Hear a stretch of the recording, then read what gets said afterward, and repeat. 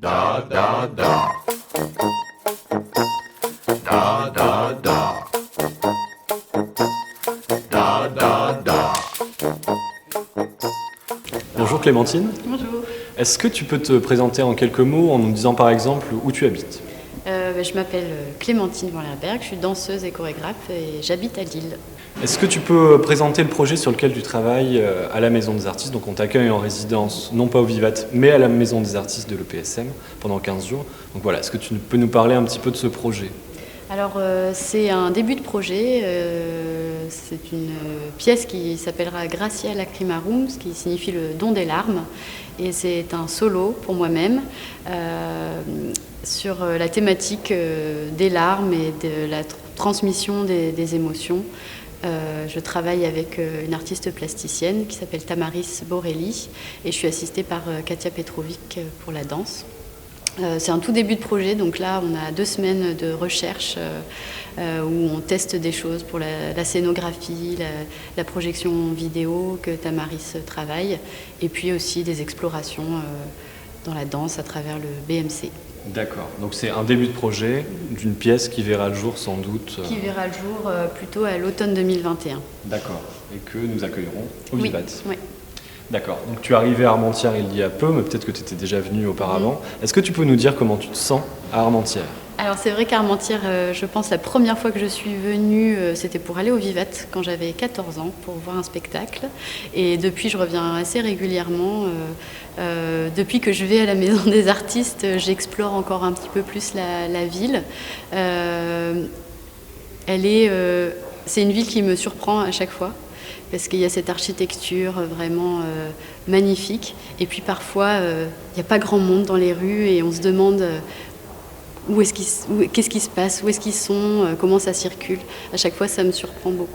Est-ce qu'il y a quelque chose que tu fais toujours avant de commencer à travailler ? Je fais, pas toujours, mais très souvent du yoga. Pour m'échauffer, j'ai une pratique assez régulière du yoga. D'accord.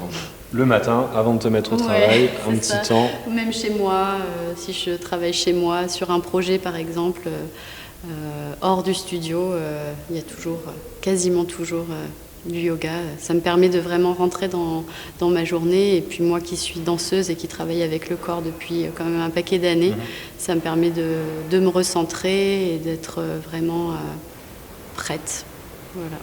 D'accord. Donc, tu nous disais tout à l'heure que tu venais assez souvent au Vivat. Est-ce qu'il y a un spectacle de la saison actuelle, en cours, que tu nous conseillerais ? Moi, je vous conseillerais d'aller voir le Madisoning d'Amélie Poirier.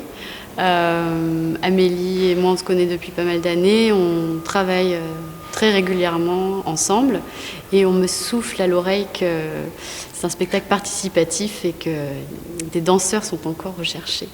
Oui, c'est un spectacle sur le thème des danses populaires qui sont dansées dans les fêtes, les mariages, les fêtes de famille, plutôt dans la région des Hauts-de-France, quoi. Donc il y a le Madison, il y a la danse des canards, les farandoles. Et c'est un spectacle participatif pour lequel on cherche des participants qui aura lieu début février. Voilà. Et pour terminer, dernière question, non des moindres, à quoi ressemble le théâtre de tes rêves ? Un théâtre qui serait ouvert tout le temps, aussi la journée, le soir, quand il y a des spectacles et quand il n'y en a pas. Un théâtre un peu fantasque, peut-être un peu foutraque. J'aimerais bien qu'il y ait peut-être un éclairage à la bougie parfois et qu'il y ait des personnages un peu fantasques partout, qui puissent à la fois accueillir tout le monde, mais aussi dans lequel tout le monde ose rentrer et aime y passer du temps. Ce serait un théâtre un peu fantasque mais accueillant. Hospitalier. Hospitalier mais accueillant, et fou. D'accord. Merci Clémentine. Merci. Da da da.